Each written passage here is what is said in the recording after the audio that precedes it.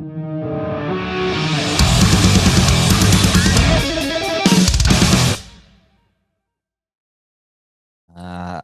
There, there. the pop, Eddie. Yeah, sorry, the pop, not the Yeah, pot that's all right. chicken. Damn. That's Eddie Van Halen. Hey, So I got good Eddie. thing. Man, my whole room is just nerdy shit. Yeah, dude, it's a little cleaner. Yeah, okay. You It's know a what's mess. up then. It's a mess right now. I'm trying to rearrange it and stuff. And when you get halfway through doing something and then you just give up. Oh yeah, dude, that's ADHD. That's it. I've got a whole thing about it. But Yeah, it's only the best of us have it, dude. yeah, well, it's a thing. It definitely is a thing. But Kev, it's good to talk to you, man. Thanks for joining us out on the show. Dude, it's a pleasure. I like your room. That's cool. Yeah, you know how it is. You got to represent the Attack on Titan. Yeah. Uh, you play Magic, No, but I got a bunch of mates that do. dude. You like it's the evolution. I can see by all the stuff in your room, you dig it. It's I yeah. The card thing I didn't go down that road. But It's a slippery slope, dude. it Very slippery slope. I've got a bad plastic crack habit as it is. So Oh shit. Okay, 40K or AOS? no. I'm talking about the other stuff. Oh, All right, the right, right, other right, right. stuff. Yeah, yeah. Because I get Yeah. that reference. I get that reference. I got mates that do the Warhammer thing, but Yeah, dude. that's another whole slippery slope that I was like, I can't go down because my thing is vinyl and action figures. So, Yeah, yeah, yeah. you know, I've Can you hear me all right? My connection's a little laggy, sorry, dude. no, you're right, man. You come through loud and clear. It's Oh good. good? Okay, cool. Am I? Yeah, yeah, you're beautiful, man. Yeah, cool. Cool. Yeah, awesome, man. Yeah, it's cool. Well, Awesome. man, I gotta say, you're about to release your debut. Bleh. Let me start. Been a long day. Amy's used to me doing this. You're about to release your debut album, Law, on April 18. I got there in the end. And it's been building the releases over the last a year or so. Starting with Childhood Died. Man, this album is really, really good. I've been talking about the other boys in the Everblack team. We love what you guys are doing. How's it feel to finally have this thing just about to come out and only select few have heard it and the word is good?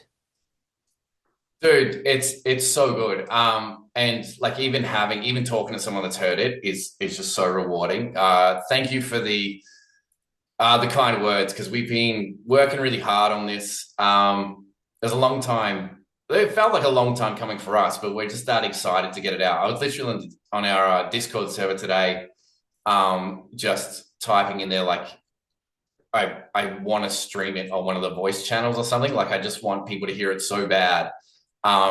It's yeah, it's great that it's so close. We're just that stoked to get it out there. But were the tracks recorded and released as you went, or did you have it sort of all locked in, all written and recorded, and you sort of just had the game plan? How did Yeah, you work with this? yeah. So when we did Childhood Died and The Return, they were only the only two tracks that we had recorded. I guess recording these days is pretty cool where you can just sort of do a track, and even like a lot of bands are they'll drop a track or a single and they'll just drop single after single for like a few years. So we just wanted to get the music out there. But we just kept writing and putting the effort in. So I think uh by the time Dopamine came around, we were like, all right, we were working on the album. And then when we released Mosh Lord, like it was pretty much all done. So it came together pretty quickly, I think, after the first two tracks. We were like after childhood died sat there for like a year before anyone saw it. So we were like recording riffs and stuff like that. And then when it sort of blew up, and then like the return was like a sick follow-up. We were like, all right, let's get to work. Man, all bangers, the whole thing. Yeah, thank you, dude. just, I listened to it because I heard the singles and I was like, this is cool, this stuff's cool. And then, but you don't get the full picture until you hear it start to finish. That's where it sort of really shines, I think. Thank you. That means so much. Like singles are hard because you've got to have it's like a little trail of breadcrumbs to get people into the stuff you really want them to hear. But I think especially for us because obviously the first two tracks being about Star Wars, I think people just assumed that like we were joking or something. And it's like, wait, I can swear on this, right? Oh, you can say whatever the fuck you want. Yeah, yeah. It's like, no, I meant every fucking word of those songs. Like I'm pouring my heart out there. I can see in a world, I guess it's funny, but like, dude, like, it still pains me to this day what happened with Star Wars. But then obviously like the return being about Luke. But I think given that and it kind of blew out of nowhere, people didn't know if there was even going to be another song, let alone two or three more songs or four, and then an album. So uh, and like anything, we've got some people sort of helping us out, like Amy, who's awesome. But their advice is always like, wait and do it properly. And we're like, yeah, but we recorded this yesterday, so let's just throw it out there. So it hasn't been that long, like probably over the course of a year, but it's been like, it feels like we've been sitting on it forever. Man, I know what that's like. And you just want the world to hear it, hey. It's just, Yeah, like instantly. Like not even when it's recorded properly. Like demos, like check out this fucking riff. It's dope. mate. And that's why there are amazing people like Amy. Shout out to Amy, who's floating around the background, who are amazing at what they do and give the best advice because we just want to throw things out there, but it's not always the best. Amy's the best. And like, you know, I don't think I'm that far away from a pretty cliche musician, like just always fucking late. I barely ever like respond to texts and stuff. So like she puts up with a lot. Uh yeah. Shout out to Amy. Shout out to Amy, absolutely. And of course, if you couldn't tell by what we were talking about before, I'm like the 40-year-old virgin who has a wife and kids. If you couldn't Damn, dude, that's impressive. How'd you do that? but of course, the songs we mentioned before, The Return, Childhood Dies, speaks to me on a deep level, especially the Star Wars side of things, because I agree with both of those things. I mean, how does a Jedi die when he's just tired? So, but then again, I'm old and tired, and I feel that way sometimes.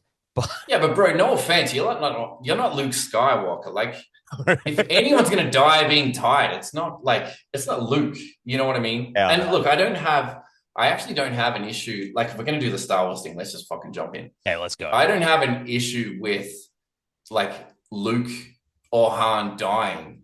It was the handling of their deaths. Like our third single. I don't know if you watch Attack on Titan or not. But our third single is about like like one of the most epic deaths and sacrifices I've ever witnessed, and it moved me, and that's why I was pissed about it because it's like if they had to move on, it should have been epic. It Yes. shouldn't have been from being tired, and we should have felt it.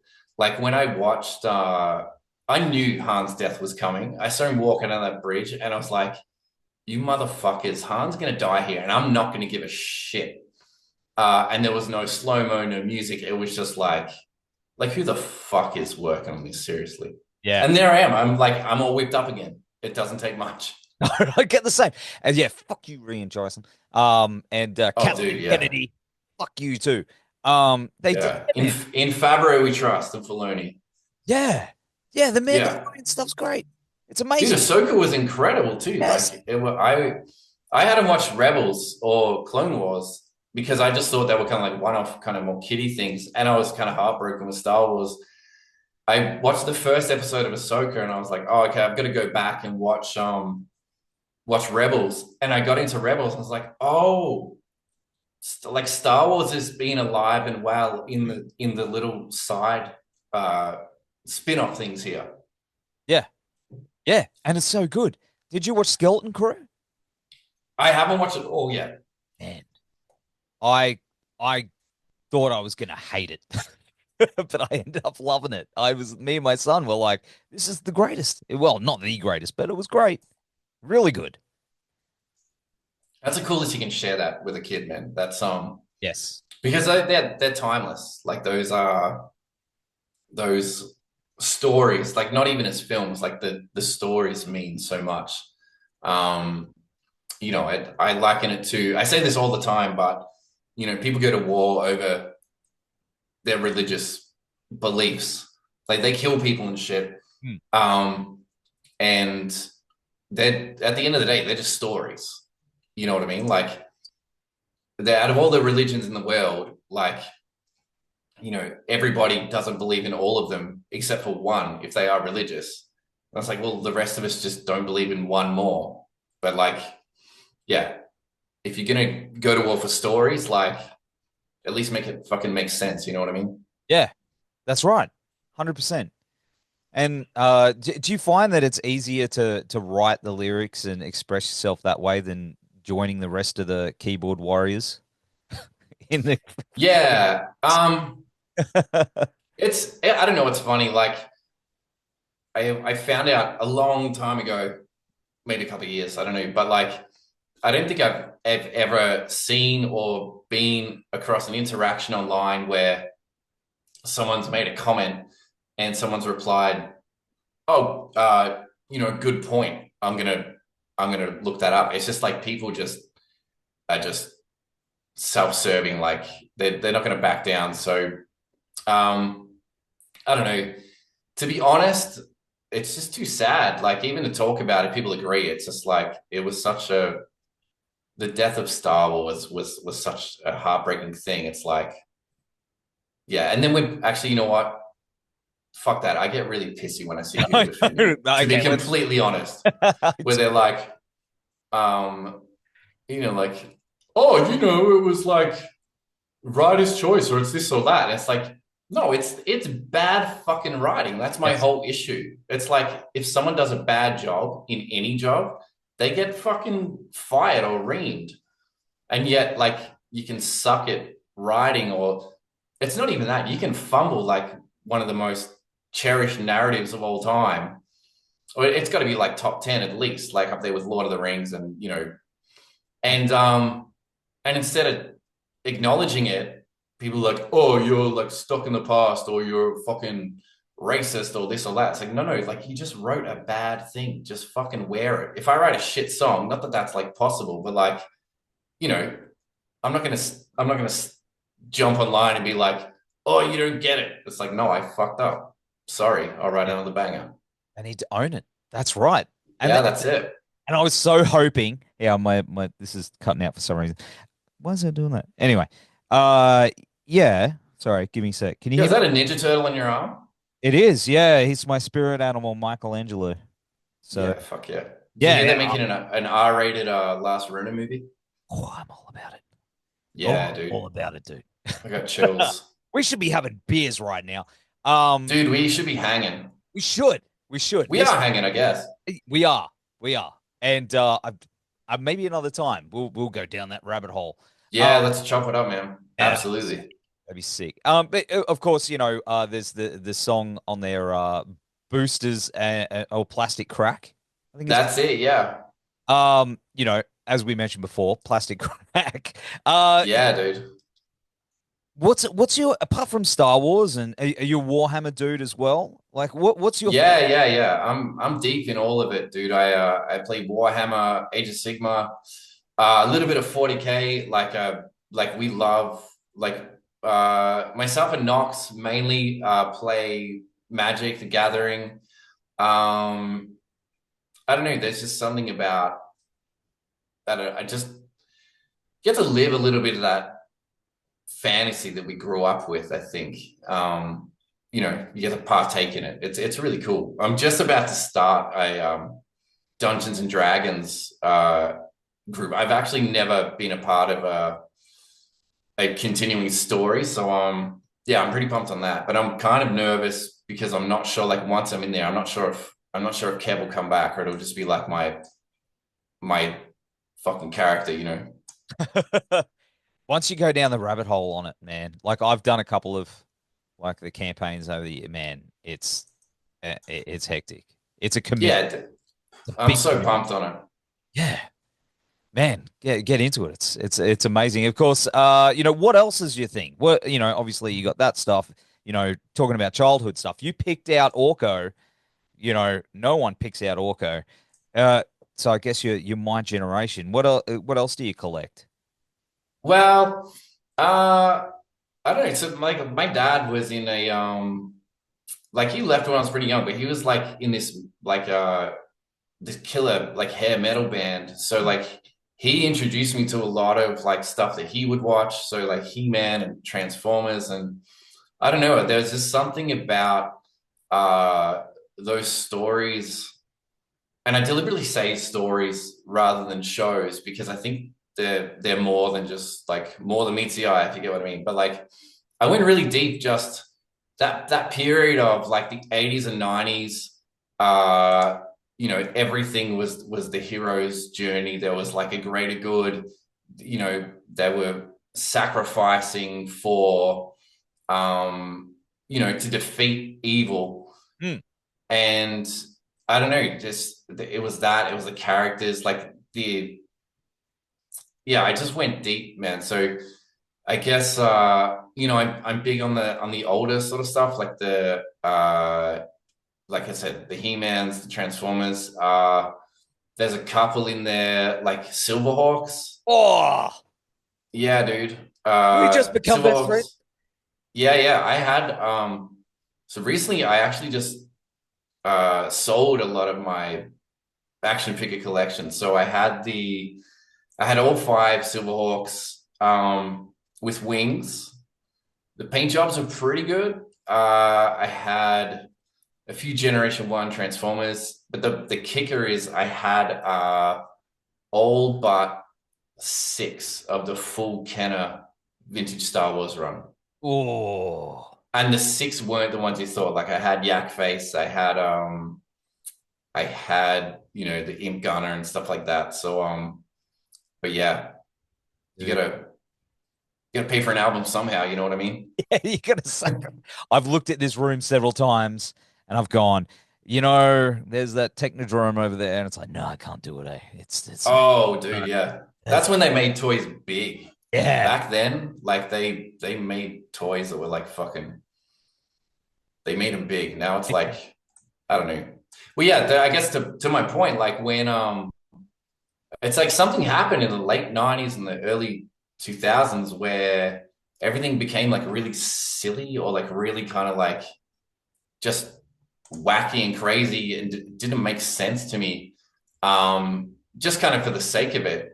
Yeah. Like, nothing against people that are into like that kind of Nickelodeon sort of thing, but like SpongeBob kind of changed it where it was like it went from these heroes on these journeys fighting evil and like nuanced characters to just fucking like I don't know, like acid shows or something. It was like, the writers are just like how fucked up can we get? I mean, I dig what was that old show? Ren and Stimpy. Oh, the best. Yes. Powdered Toast Man's a G, but I don't know. So I don't know. It's just something I cherish. Maybe it's a connection to my dad. I don't know, but there's just something about those narratives that just make you want to be. They make you want to fight the fight. You know what I mean? Yeah, man. 100%. Yeah, you get it. I get it, man. I get it. There's the moral of the story in every story. Make Yeah, money. that's exactly it. Yeah, man. Hero's journey. Yeah, we need more of that.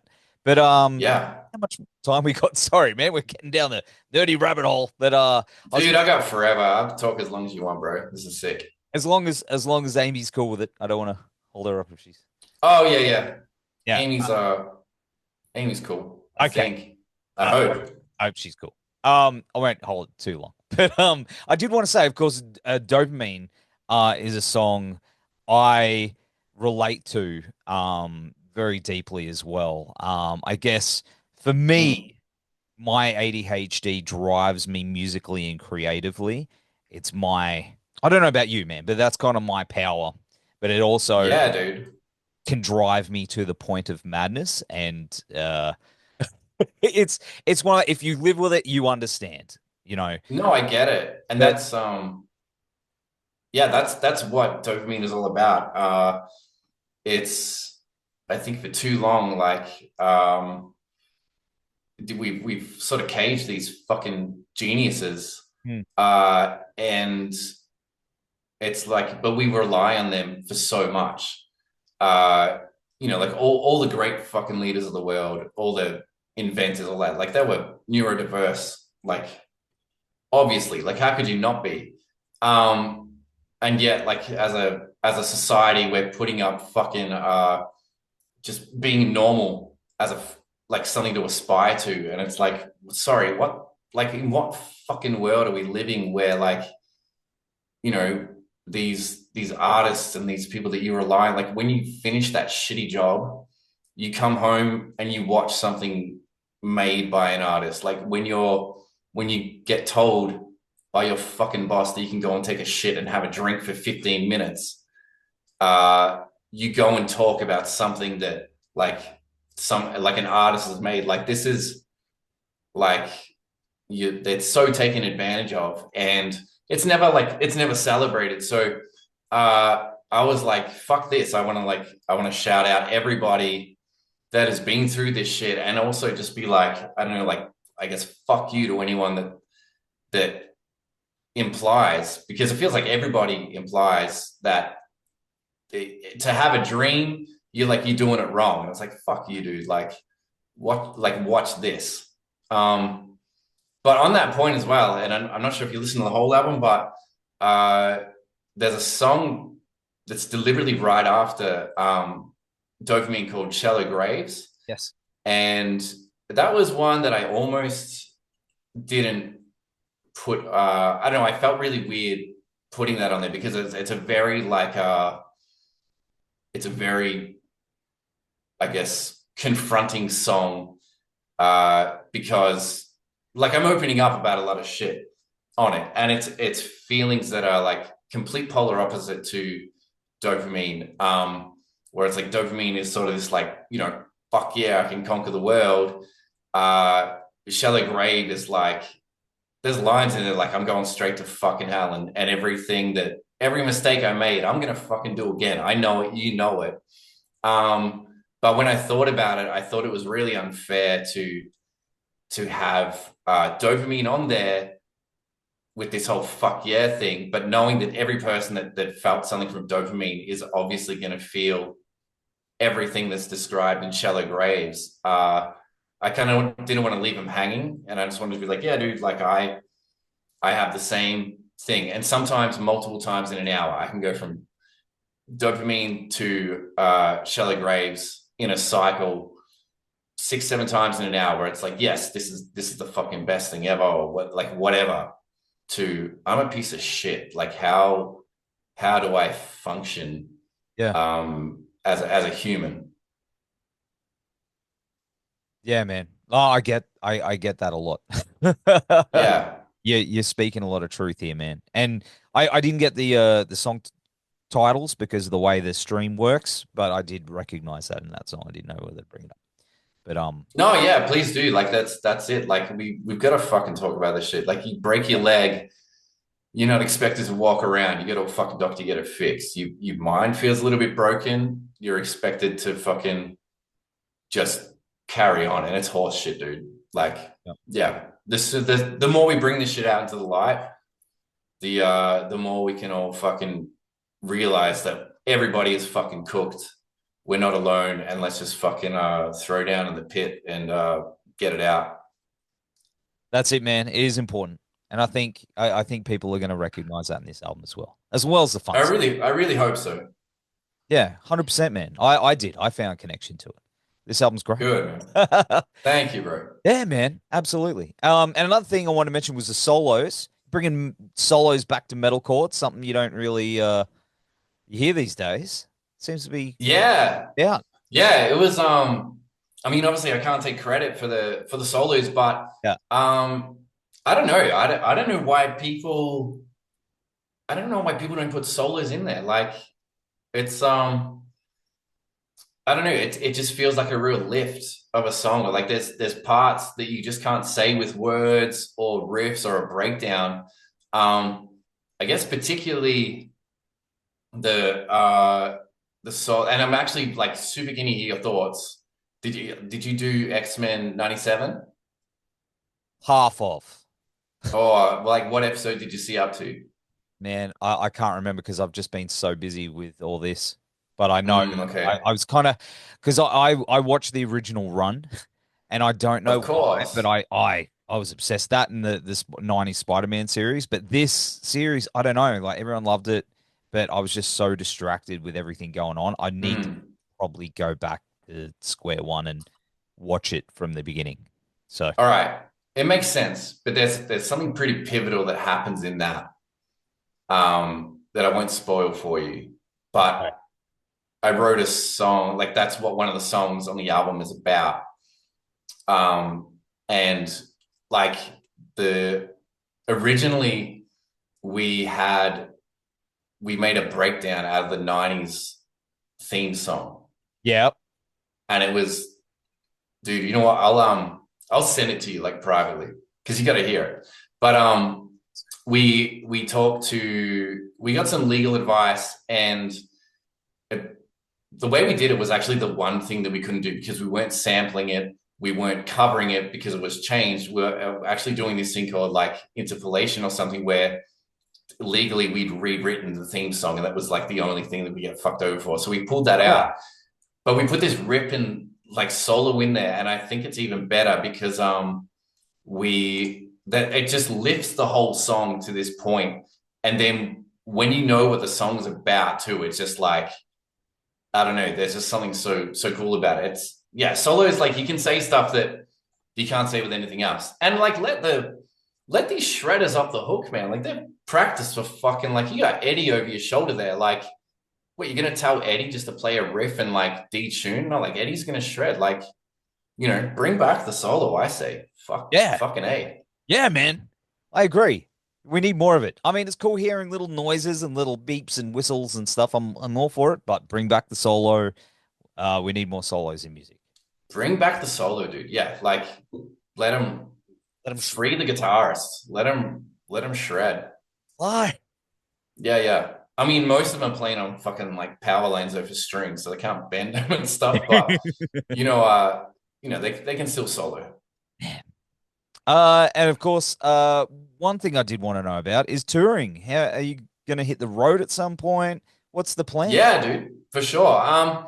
It's a kind of thing where we've always obviously like we're doing this so we can play live and hang with people. But I don't know, there was sort of a thing where we just didn't want to. Um, I don't know, we just didn't want to turn up to our local venue and play to 10 people like and this is absolutely no fucking diss to all the bands like hustling out there. It's a very important part, but like it was just the kind of thing where I don't know, we are like, well, we could spend that time writing the album because I think a lot of band, and again, I'm not preaching at all here. Like there is no set path for any band, and every band is fucking doing it right as far as I'm concerned. Because there's no blueprint. But for us personally, we were like, well, a lot of bands will make an EP and then tour it. But those tours are really hard work. Like that's a lot of money spent. Like we're in Australia at the moment too, obviously. So to drive from fucking city to city, like that's a day. Um, and so we're like, well, why don't we just focus on the music? We'll bring out an album, and the more songs that we have out there, the more people are going to sing along. So when it comes time to tour, hopefully we'll have people singing along and stuff. So, how would it work? We're not really sure. Like we've had a couple of talks with some promoters, and we've talked to a couple of bands and stuff like that, but we just really wanted to focus on getting this album out there. And the playing live almost felt like a distraction, as ridiculous as that sounds. Like I know. let's just perfect the album, make sure we're happy with, because that's kind of forever.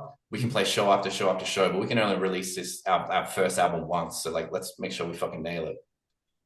I think you got the right idea there. Because we're kind of my band's stuck in this bit of a loop at the moment where we're kind of on a bit of a roll and we're trying to work on this album at the same time, but Yeah, we're yeah, like dude. we can't say no to the good fun stuff because if we do, it's so we're trying to do so I think you've done it right.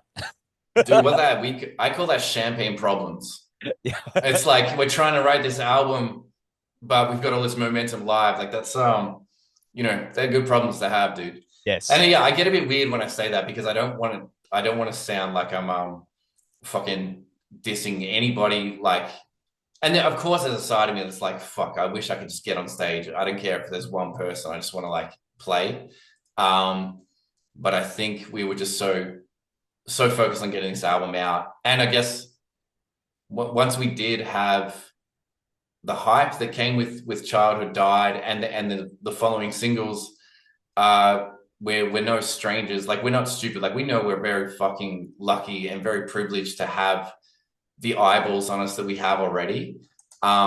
So we need to respect that and treat it properly and not fuck that up. You know what I mean? So because if it wasn't us, it would have been another band. Like so, yeah, each to their own, I guess.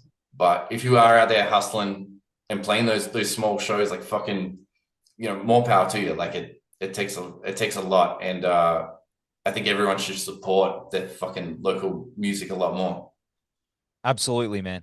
Absolutely. But Kev, thanks for hanging out on the show, man. It's been really cool to meet you, and I hope you guys just absolutely crush it when this album drops because it's gonna blow up. I know, and I feel very lucky that I've heard it.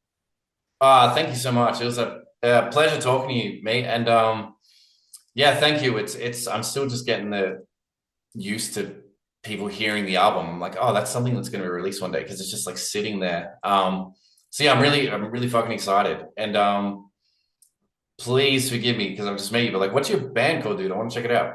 Snake Mountain. Oh, fucking hell, that's the coolest name ever. Well We are a played. nerdy death metal tech death band.